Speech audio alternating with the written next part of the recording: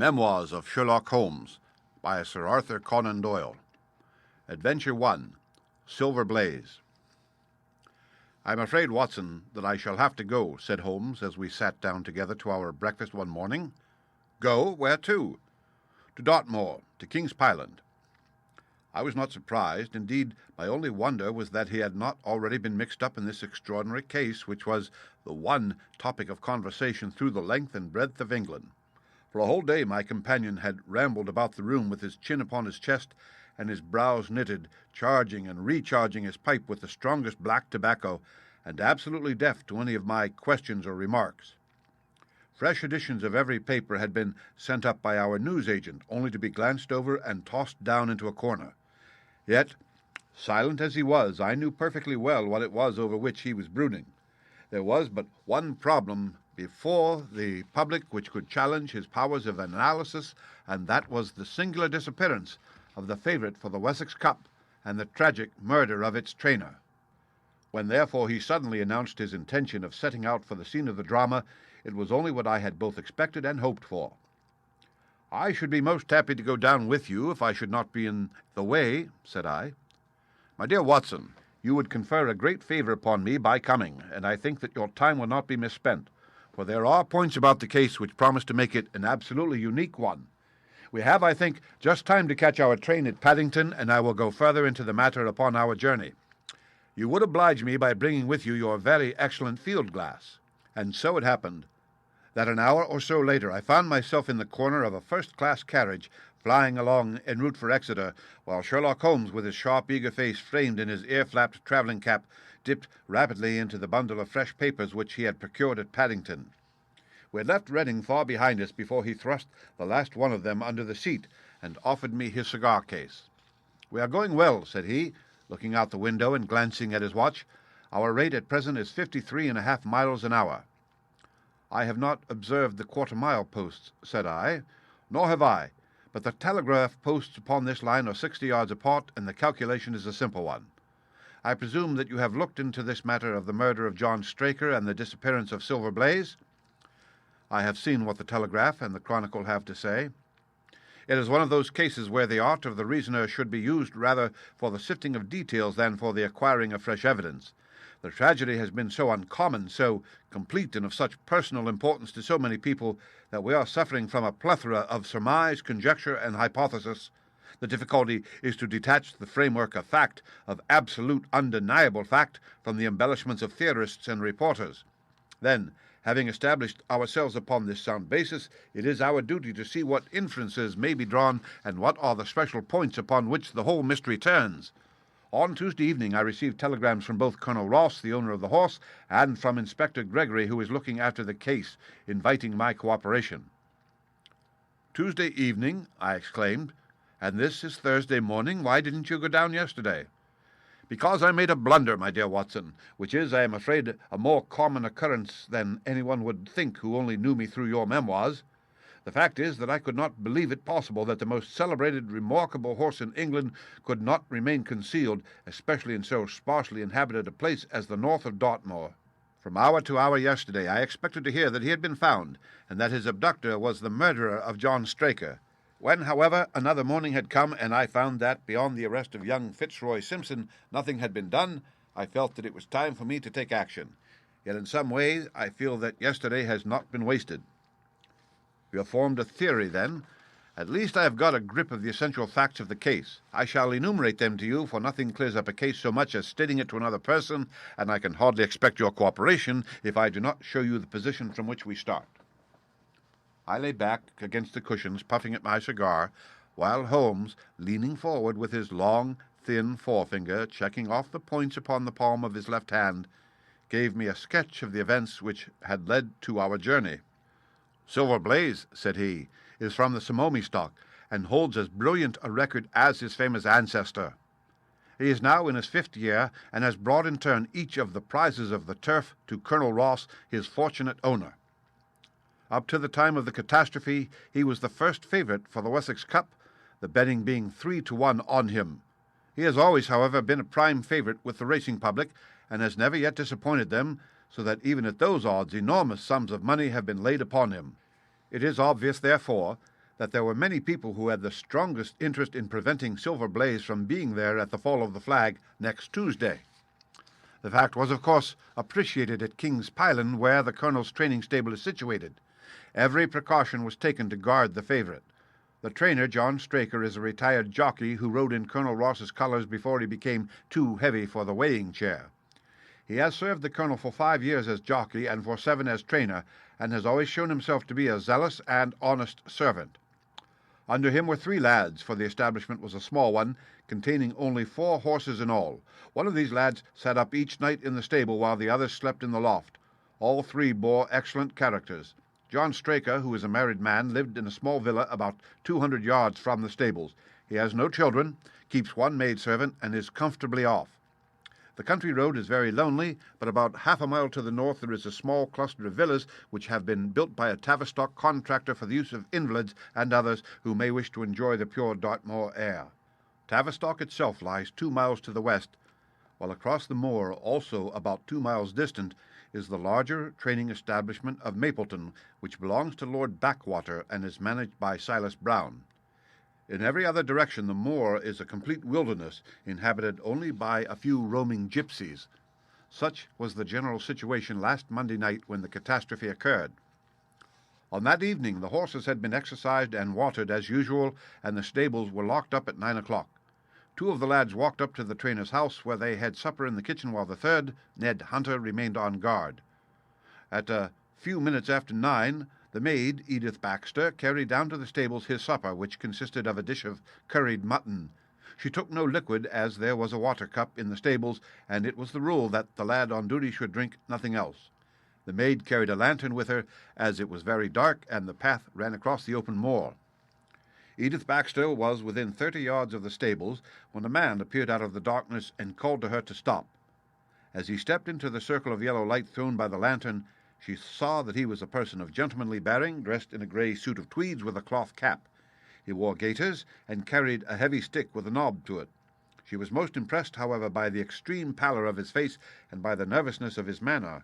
His age, she thought, would be rather over 30 than under it. "Can you tell me where I am?" he asked. "I had almost made up my mind to sleep on the moor when I saw the light of your lantern." "You are close to the King's Pyland training stables," said she. "Oh, indeed! What a stroke of luck!" he cried. "I understand that a stable boy sleeps there alone every night. Perhaps that is his supper which you are carrying to him. Now, I am sure that you would not be too proud to earn the price of a new dress, would you?" He took a piece of white paper folded up out of his waistcoat pocket. "See that the boy has this tonight, and you shall have the prettiest frock that money can buy." She was frightened by the earnestness of his manner, and ran past him to the window through which she was accustomed to hand the meals. It was already opened, and Hunter was seated at the small table inside. She had begun to tell him of what had happened when the stranger came up again. "Good evening," said he, looking through the window. "I wanted to have a word with you." The girl has sworn that, as he spoke, she noticed the corner of the little paper packet protruding from his closed hand. "What business have you here?" asked the lad.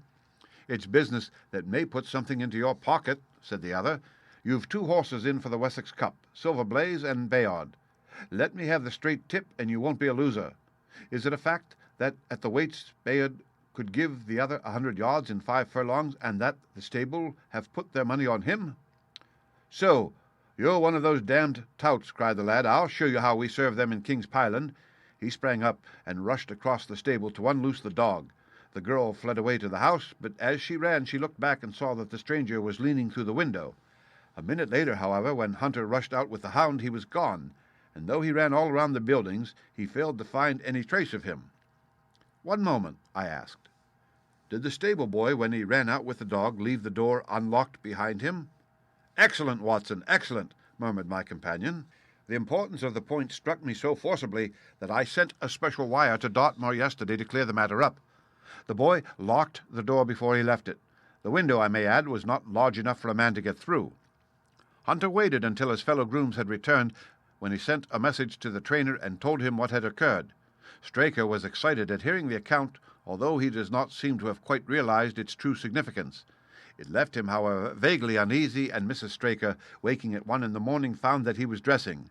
In reply to her inquiries, he said that he could not sleep on account of his anxiety about the horses, and that he intended to walk down to the stables to see that all was well.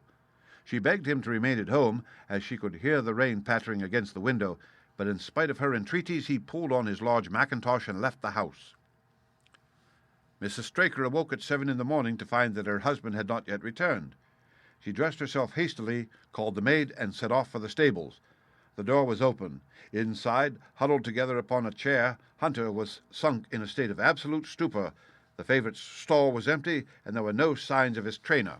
The two lads who slept in the chaff-cutting loft above the harness rooms were quickly aroused. They had heard nothing during the night, for they are both sound sleepers. Hunter was obviously under the influence of some powerful drug, and as no sense could be got out of him, he was left to sleep it off, while the two lads and the two women ran out in search of the absentees. They still had hopes that the trainer had for some reason taken out the horse for early exercise, but on ascending the knoll near the house, from which all the neighbouring moors were visible, they not only could see no signs of the missing favourite, but they perceived something which warned them that they were in the presence of a tragedy. About a quarter of a mile from the stables, John Straker's overcoat was flapping from a furze bush. Immediately beyond there was a bowl-shaped depression in the moor, and at the bottom of this was found the dead body of the unfortunate trainer. His head had been shattered by a savage blow from some heavy weapon, and he was wounded on the thigh, where there was a long, clean cut, inflicted evidently by some very sharp instrument. It was clear, however, that Straker had defended himself vigorously against his assailants, for in his right hand he held a small knife which was clotted with blood up to the handle, while in his left he clasped a red and black silk cravat, which was recognized by the maid as having been worn on the preceding evening by the stranger who had visited the stables. Hunter, on recovering from his stupor, was also quite positive as to the ownership of the cravat. He was equally certain that the same stranger had, while standing at the window, drugged his curried mutton and so deprived the stables of their watchman. As to the missing horse, there were abundant proofs in the mud which lay at the bottom of the fatal hollow that he had been there at the time of the struggle. But from that morning he has disappeared, and although a large reward has been offered and all the gypsies of Dartmoor are on the alert, no news has come of him. Finally, an analysis has shown that the remains of his supper left by the stable lad contained an appreciable quantity of powdered opium, while the people at the house partook of the same dish on the same night without any ill effect. Those are the main facts of the case, stripped of all surmise and stated as baldly as possible. I shall now recapitulate what the police have done in the matter. Inspector Gregory, to whom the case has been committed, is an extremely competent officer. Were he but gifted with imagination, he might rise to great heights in his profession. On his arrival, he promptly found and arrested the man upon whom suspicion naturally rested. There was little difficulty in finding him, for he inhabited one of those villas which I have mentioned. His name, it appears, was Fitzroy Simpson. He was a man of excellent birth and education, who had squandered a fortune upon the turf, and who lived now by doing a little quiet and genteel book-making in the sporting clubs of London. An examination of his betting book shows that bets to the amount of £5,000 had been registered by him against the favourite. On being arrested, he volunteered that statement that he had come down to Dartmoor in the hopes of getting some information about the King's Pyland horses, and also about Desborough, the second favourite, which was in charge of Silence Brown at the Mapleton stables. He did not attempt to deny that he had acted as described upon the evening before, but declared that he had no sinister designs and had simply wished to obtain first-hand information.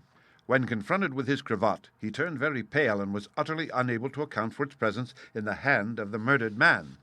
His wet clothing showed that he had been out in the storm of the night before, and his stick, which was a Penang lawyer weighted with lead, was just a weapon as might, by repeated blows, have inflicted the terrible injuries to which the trainer had succumbed.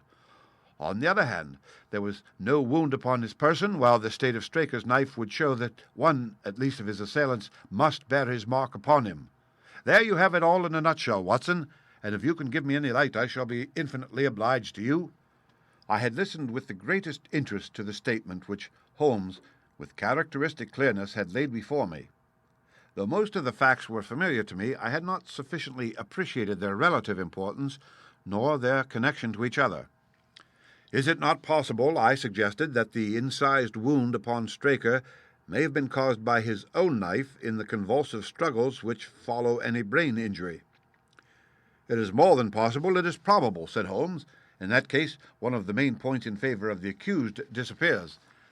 And yet, said I, Even now I fail to understand what the theory of the police can be. I'm afraid that whatever theory we state has very grave objections to it, returned my companion. The police imagine, I take it, that this Fitzroy Simpson, having drugged the lad and having in some way obtained a duplicate key, opened the stable door and took out the horse with the intention, apparently, of kidnapping him altogether. His bridle is missing, so that Simpson must have put this on. Then, having left the door open behind him, he was leading the horse away over the moor when he was either met or overtaken by the trainer. A row naturally ensued. Simpson beat out the trainer's brains with his heavy stick without receiving any injury from the small knife which Straker used in self-defense, and then the thief either led the horse on to some secret hiding place, or else it may have bolted during the struggle and be now wandering out on the moors. That is the case as it appears to the police, and improbable as it is, all other explanations are more improbable still. However, I shall very quickly test the matter when I am once upon the spot, and until then I cannot really see how we can get much further than our present position. It was evening before we reached the little town of Tavistock, which lies, like the boss of a shield, in the middle of the huge circle of Dartmoor. Two gentlemen were awaiting us in the station, the one a tall, fair man with lion-like hair and beard and curiously penetrating light blue eyes. The other, a small, alert person, very neat and dapper, in a frock coat and gaiters, with trim little side whiskers and an eyeglass. The latter was Colonel Ross, the well-known sportsman. The other, Inspector Gregory, a man who was rapidly making his name in the English detective service. "I am delighted that you have come down, Mr. Holmes," said the colonel. "The inspector here has done all that could possibly be suggested, but I wish to leave no stone unturned in trying to avenge poor Straker and in recovering my horse." "Have there been any fresh developments?" asked Holmes. "I am sorry to say that we have made very little progress," said the inspector. "We have an open carriage outside, and as you would no doubt like to see the place before the light fails, we might talk it over as we drive."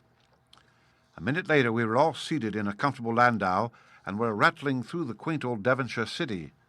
Inspector Gregory was full of his case and poured out a stream of remarks, while Holmes threw in an occasional question or interjection. Colonel Ross leaned back with his arms folded and his hat tilted over his eyes, while I listened with interest to the dialogue of the two detectives. Gregory was formulating his theory, which was almost exactly what Holmes had foretold in the train. "The net is drawn pretty close round Fitzroy Simpson," he remarked, "and I believe myself that he is our man. At the same time I recognize that the evidence is purely circumstantial and that some new development may upset it. How about Straker's knife? We have quite come to the conclusion that he wounded himself in his fall. My friend Dr. Watson made that suggestion to me as we came down. If so, it would tell against this man Simpson. Undoubtedly. He has neither a knife nor any sign of a wound. The evidence against him is certainly very strong. He had a great interest in the disappearance of the favourite. He lies under suspicion of having poisoned the stable boy. He was undoubtedly out in the storm. He was armed with a heavy stick, and his cravat was found in the dead man's hand. I really think we have enough to go before a jury." Holmes shook his head. "A clever counsel would tear it all to rags," said he. "Why should he take the horse out of the stable? If he wished to injure it, why could he not do it there? Has a duplicate key been found in his possession? What chemist sold him the powdered opium? Above all, where could he, a stranger to the district, hide a horse, and such a horse as this? What is his own explanation as to the paper which he wished the maid to give to the stable boy?" "He says that it was a £10 note. One was found in his purse, but your other difficulties are not so formidable as they seem. He is not a stranger to the district. He has twice lodged at Tavistock in the summer. The opium was probably brought from London. The key, having served its purpose, would be hurled away. The horse may be at the bottom of one of the pits or old mines upon the moor." "What does he say about the cravat?" "He acknowledges that it is his and declares that he had lost it. But a new element has been introduced into the case which may account for his leading the horse from the stable." Holmes pricked up his ears. "We have found traces which show that a party of gypsies encamped on Monday night within a mile of the spot where the murder took place. On Tuesday they were gone. Now, presuming that there was some understanding between Simpson and these gypsies, might he not have been leading the horse to them when he was overtaken, and may they not have him now?" "It is certainly possible." The moor is being scoured for these gypsies. I have also examined every stable and outhouse in Tavistock, and for a radius of 10 miles. There is another training stable quite close, I understand. Yes, and that is a factor which we must certainly not neglect. As Desborough, their horse, was second in the betting, they had an interest in the disappearance of the favourite. Silas Brown, the trainer, is known to have had large bets upon the event, and he was no friend to poor Straker. We have, however, examined the stables, and there is nothing to connect him with the affair. And nothing to connect this man Simpson with the interests of the Mapleton stables? Nothing at all. Holmes leaned back in the carriage, and the conversation ceased. A few minutes later our driver pulled up in a neat little red-brick villa with overhanging eaves which stood by the road. Some distance off, across a paddock, lay a long, grey, tiled-out building. In every other direction the low curves of the moor, bronze-coloured from the fading ferns, stretched away to the skyline, broken only by the steeples of Tavistock and by a cluster of houses away to the westward which marked the Mapleton stables. We all sprang out, with the exception of Holmes, who continued to lean back with his eyes fixed upon the sky in front of him, entirely absorbed in his own thoughts. It was only when I touched his arm that he roused himself with a violent start and stepped out of the carriage. "Excuse me," said he, turning to Colonel Ross, who had looked at him in some surprise. "I was daydreaming." There was a gleam in his eyes and a suppressed excitement in his manner which convinced me, used as I was to his ways, that his hand was upon a clue, though I could not imagine where he had found it. "Perhaps you would prefer at once to go on to the scene of the crime, Mr. Holmes?" said Gregory. "I think I should prefer to stay here a little and go into one or two questions of detail. Straker was brought back here, I presume?" "Yes, he lies upstairs. The inquest is tomorrow." "He has been in your service some years, Colonel Ross?" "I have always found him an excellent servant. I presume that you made an inventory of what he had in his pockets at the time of his death, Inspector?" "I have the things themselves in the sitting-room, if you would care to see them." "I should be very glad." We all filed into the front room and sat round the central table while the inspector unlocked a square tin box and laid a small heap of things before us. There was a box of vestas, 2 inches of tallow candle, an D.P. briar-root pipe, a pouch of sealskin with half an ounce of long-cut Cavendish, a silver watch with a gold chain, 5 sovereigns in gold, an aluminum penciled case, a few papers, and an ivory-handled knife with a very delicate, inflexible blade marked Weiss and Company, London. "This is a singular knife," said Holmes, lifting it up and examining it minutely. "I presume, as I see blood-stains upon it, that it is the one which was found in the dead man's grasp. Watson, this knife is surely in your line?" "It is what we call a cataract knife," said I. "I thought so. A very delicate blade devised for very delicate work. A strange thing for a man to carry with him upon a rough expedition, especially as it would not shut in his pocket."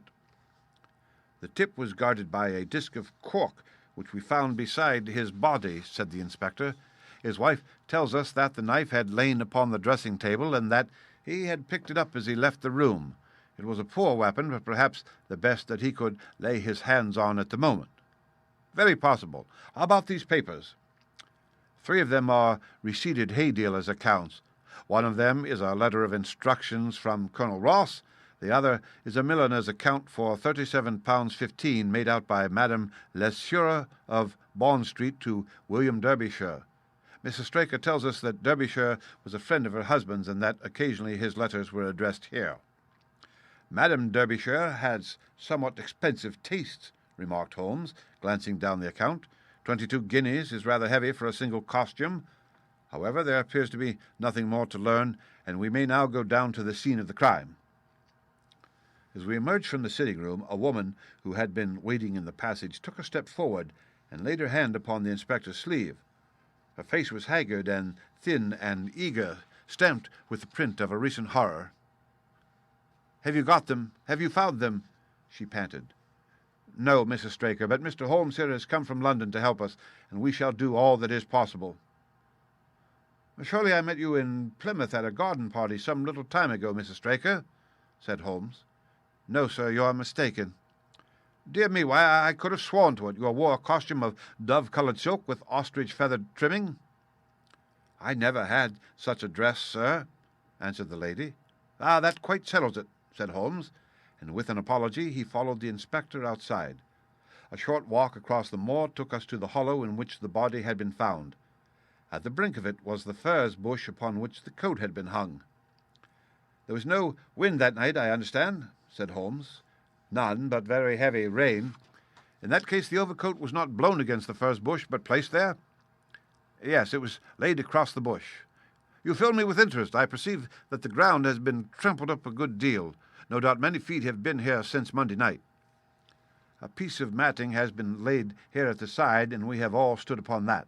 "Excellent. In this bag I have one of the boots which Straker wore, one of Fitzroy Simpson's shoes, and a cast horseshoe of silver blaze." "My dear Inspector, you surpass yourself." Holmes took the bag, and descending into the hollow, he pushed the matting into a more central position. Then, stretching himself upon his face and leaning his chin upon his hands, he made a careful study of the trampled mud in front of him.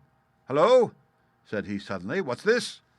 It was a wax vesta, half burned, which was so coated with mud that it looked at first like a little chip of wood. "I cannot think how I came to overlook it," said the inspector, with an expression of annoyance. "It was invisible, buried in the mud. I only saw it because I was looking for it." "What? You expected to find it? I thought it not unlikely." He took the boots from the bag and compared the impressions of each of them with marks upon the ground.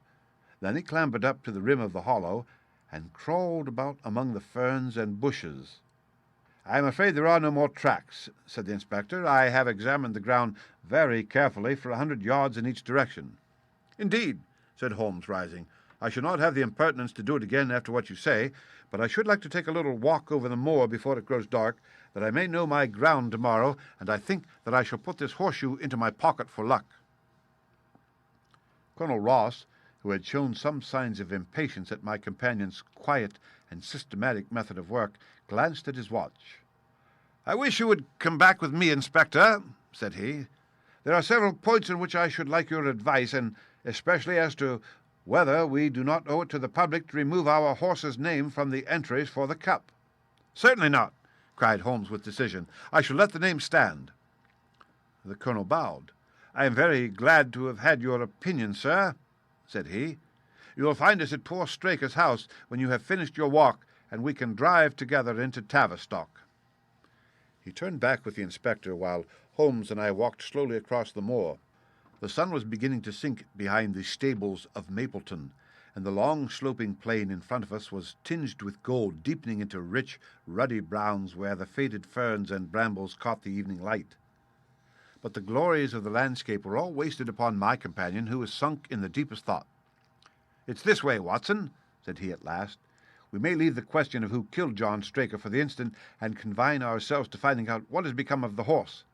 Now, supposing that he broke away during or after the tragedy, where could he have gone to? A horse is a very gregarious creature. If left to himself, his instincts would have been either to return to King's Pyland or go over to Mapleton. Why should he run wild upon the moor?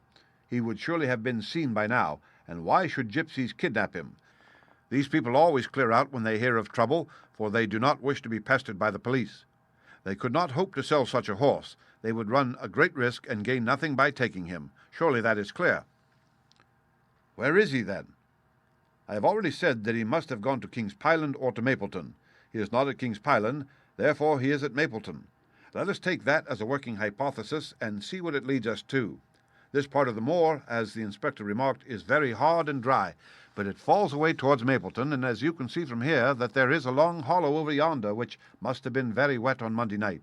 If our supposition is correct, then the horse must have crossed that, and there is the point where we should look for his tracks." We had been walking briskly during this conversation, and a few more minutes brought us to the hollow in question. At Holmes' request, I walked down the bank to the right and he to the left, but I had not taken 50 paces before I heard him give a shout and saw him waving his hand to me. The track of a horse was plainly outlined in the soft earth in front of him, and the shoe which he took from his pocket exactly fitted the impression. "See the value of imagination," said Holmes. "It is the one quality which Gregory lacks. We imagined what might have happened, acted upon the supposition, and find ourselves justified. Let us proceed." We crossed the marshy bottom and passed over a quarter of a mile of dry, hard turf. Again the ground sloped, and again we came on the tracks. Then we lost them for half a mile, but only to pick them up once more quite close to Mapleton. It was Holmes who saw them first, and he stood pointing with a look of triumph upon his face.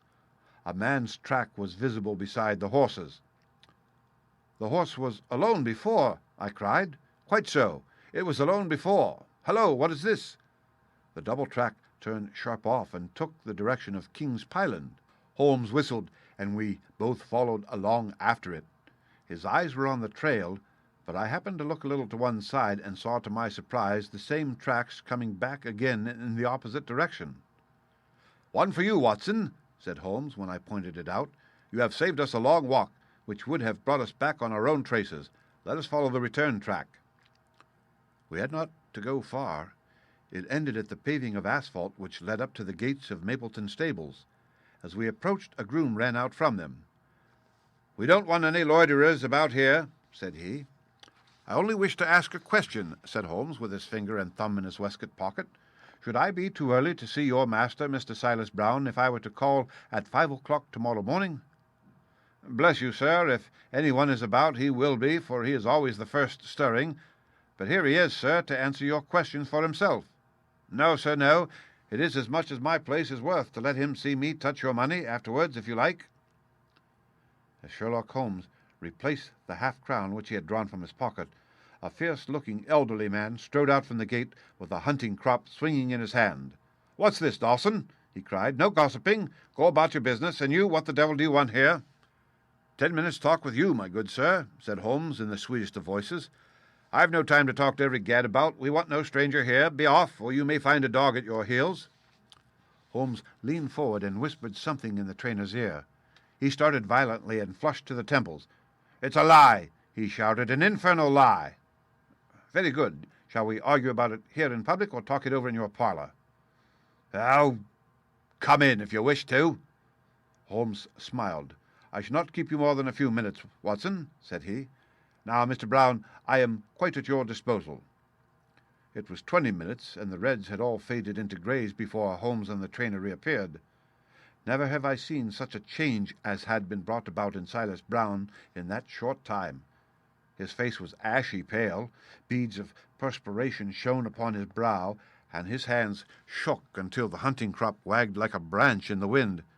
His bullying, overbearing manner was all gone too, and he cringed along at my companion's side like a dog with its master. "Your instructions will be done. It shall all be done," said he. "There must be no mistake," said Holmes, looking round at him. The other winced as he read the menace in his eyes.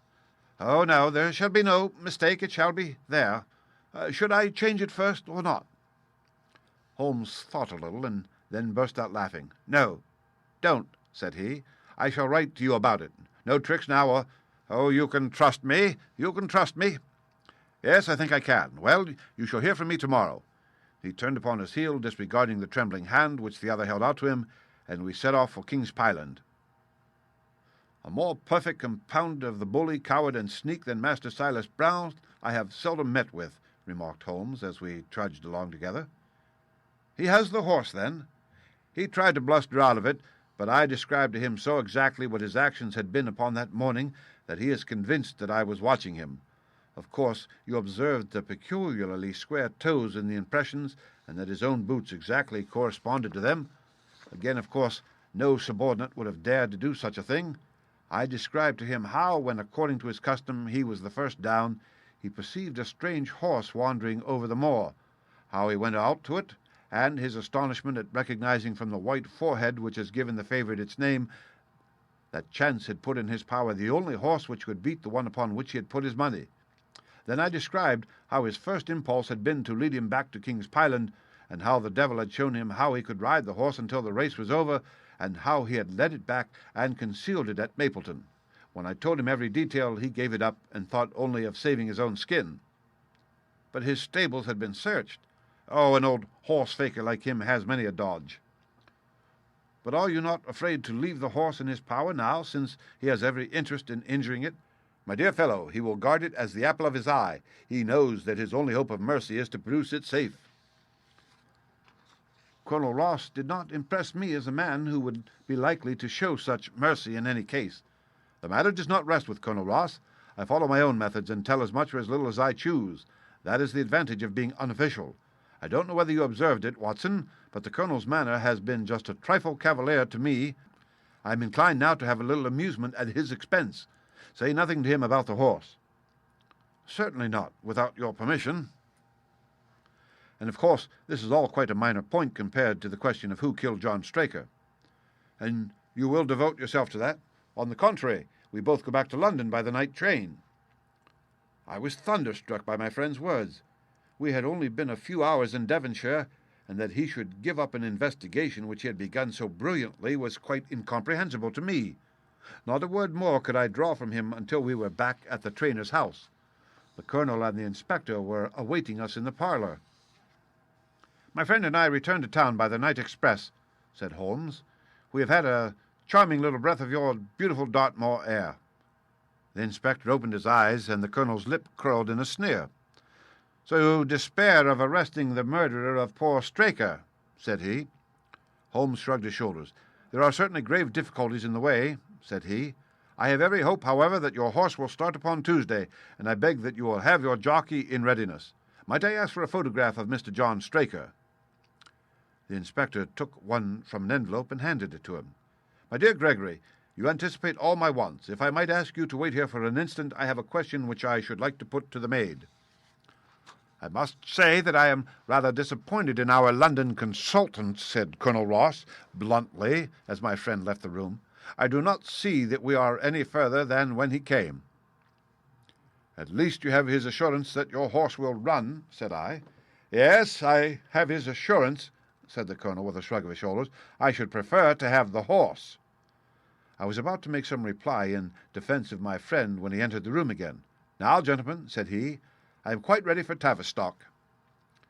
As we stepped into the carriage, one of the stable lads held the door open for us. A sudden idea seemed to occur to Holmes, for he leaned forward and touched the lad upon the sleeve. "You have a few sheep in the paddock," he said. "Who attends to them?" "I do, sir." "Have you noticed anything amiss with them of late?"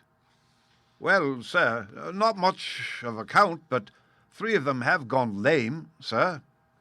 I could see that Holmes was extremely pleased, for he chuckled and rubbed his hands together. "A long shot, Watson, a very long shot," said he, pinching my arm. "Gregory, let me recommend to your attention this singular epidemic among the sheep. Drive on, coachman." Colonel Ross still wore an expression which showed the poor opinion which he had formed of my companion's ability, but I saw by the inspector's face that his intention had been keenly aroused. "You consider that to be important?" he asked. "Exceedingly so." "Is there any point to which you would wish to draw my attention?" "To the curious incident of the dog in the night time." "The dog did nothing in the night time. That was the curious incident," remarked Sherlock Holmes. 4 days later, Holmes and I were again in the train, bound for Winchester to see the race for the Wessex Cup. Colonel Ross met us by appointment outside the station, and we drove in his drag to the course beyond the town. His face was grave, and his manner was cold in the extreme. "I have seen nothing of my horse," said he. "I suppose that you would know him when you saw him?" asked Holmes. The Colonel was very angry. "I have been on the turf for 20 years, and never was asked such a question as that before," said he. "A child would know Silver Blaze, with his white forehead and his mottled off foreleg." "How is the betting?" "Well, that is the curious part of it. You could have got 15 to 1 yesterday, but the price has become shorter and shorter until you can hardly get 3 to 1 now." Said Holmes. "Somebody knows something, that is clear." As the drag drew up in the enclosure near the grandstand, I glanced at the card to see the entries. Wessex plate, 50 sovereigns each, with 1,000 sovereigns added for 4 and 5-year-olds. Second, £300. Third, £200. New course, 1 mile and 5 furlongs. Mr. Heath Newton's The Negro. Red cap, cinnamon jacket. Colonel Wardlaw's Pugilist, pink cap, blue and black jacket. Lord Backwater's Desborough, yellow cap and sleeves. Colonel Ross's Silver Blaze, black cap, red jacket. Duke of Balmoral's Iris, yellow and black stripes. Lord Singleford's Rasper, purple cap, black sleeves. "We scratched our other one and put all our hopes on your word," said the Colonel. Why, what is that? Silver Blaze favourite? 5-4 against Silver Blaze, roared the ring. 5-4 against Silver Blaze. 5-15 against Desborough. 5-4 on the field. There are the numbers up, I cried. They are all 6 there. All 6 there? Then my horse is running, cried the colonel in great agitation. But I don't see him. My colours have not passed. Only 5 have passed. This must be he. As I spoke, a powerful bay horse swept out from the weighing enclosure and cantered past us, bearing on its back the well-known black and red of the colonel. "That's not my horse," cried the owner. "That beast has not a white hair upon its body. What is this that you have done, Mr. Holmes?" "Well, well, let us see how he gets on," said my friend imperturbably. For a few minutes he gazed through my field-glass. "Capital! Ah, excellent start," he cried suddenly. "There they are, coming round the curve." From our drag we had a superb view as they came up the straight. The 6 horses were so close together that a carpet could have covered them, but halfway up the yellow of the Mapleton stable showed to the front.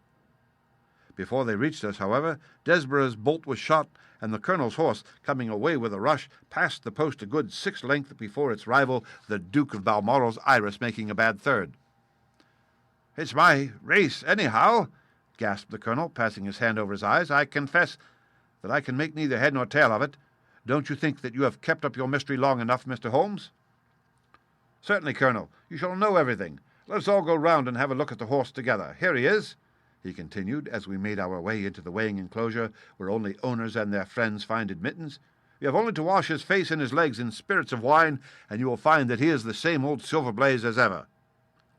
"You take my breath away. I found him in the hands of a faker, and took the liberty of running him just as he was sent over." "My dear sir, you have done wonders. The horse looks very fit and well. It never went better in its life. I owe you 1,000 apologies for having doubted your ability. You have done me a great service by recovering my horse. You would do me a greater still if you could lay your hands on the murderer of John Straker." "I have done so," said Holmes quietly. The colonel and I stared at him in amazement. "You've got him? Where is he, then?" "He is here." "Here? Where?" "In my company at the present moment." The colonel flushed angrily. "I quite recognize that I am under obligations to you, Mr. Holmes," said he, "but I must regard what you have just said as either a very bad joke or an insult." Sherlock Holmes laughed. "I assure you that I have not associated you with the crime, Colonel," said he. "The real murderer is standing immediately behind you." He stepped past and laid his hand upon the glossy neck of the thoroughbred. "The horse?" cried both the colonel and myself. "Yes, the horse, and it may lessen his guilt if I say that it was done in self-defence, and that John Straker was a man who was entirely unworthy of your confidence. But there goes the bell, and as I stand to win a little on this next race, I shall defer a lengthy explanation until a more fitting time."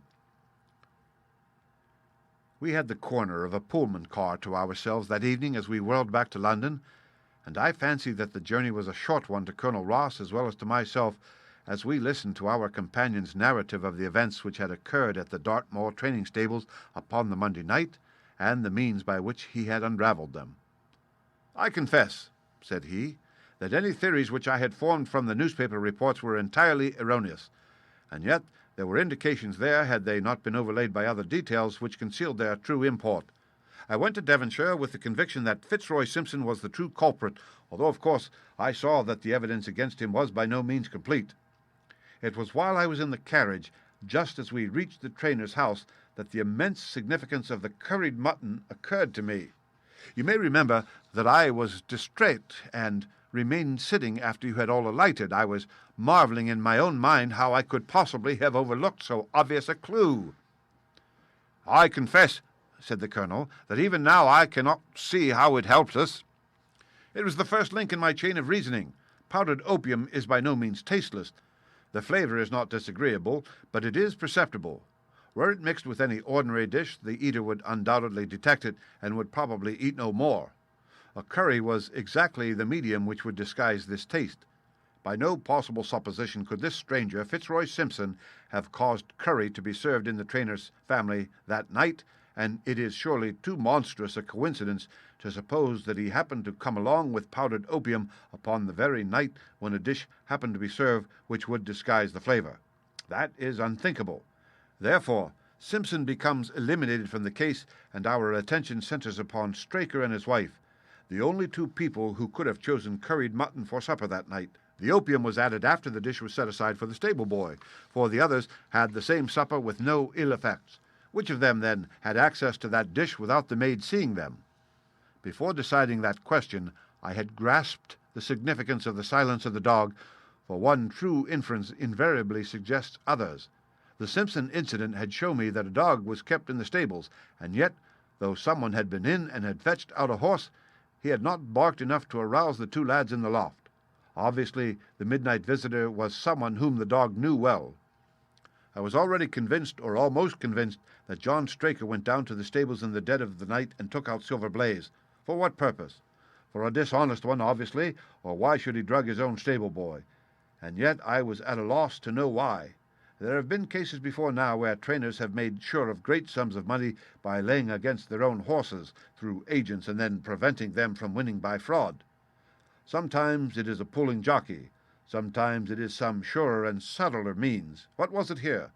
I hoped that the contents of his pockets might help me to form a conclusion, and they did so. You cannot have forgotten the singular knife which was found in the dead man's hand, a knife which certainly no sane man would choose for a weapon. It was, as Dr. Watson told us, a form of knife which is used for the most delicate operations known in surgery, and it was to be used for a delicate operation that night. You must know, with your wide experience of turf matters, Colonel Ross, that it is possible to make a slight nick upon the tendons of a horse's ham, and to do it subcutaneously so as to leave absolutely no trace. A horse so treated would develop a slight lameness, which would be put down to a strain in exercise or a touch of rheumatism, but never to foul play. "Villain! Scoundrel!" cried the colonel. We have here the explanation of why John Straker wished to take the horse out onto the moor. So spirited a creature could have certainly roused the soundest of sleepers when it felt the prick of the knife.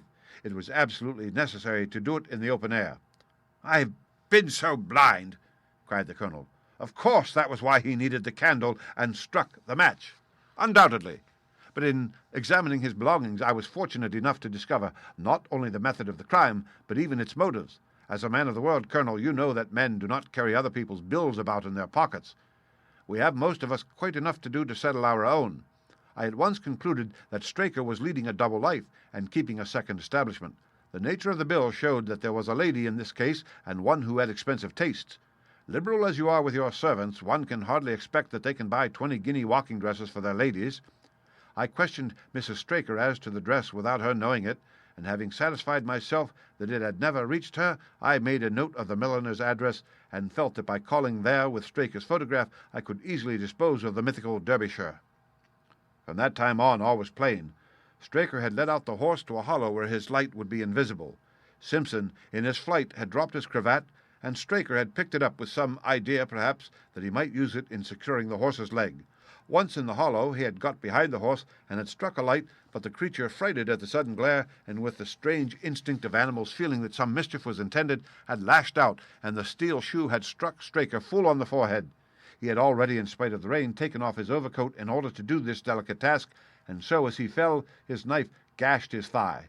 Do I make it clear? "Wonderful!" cried the colonel. "Wonderful! You might have been there."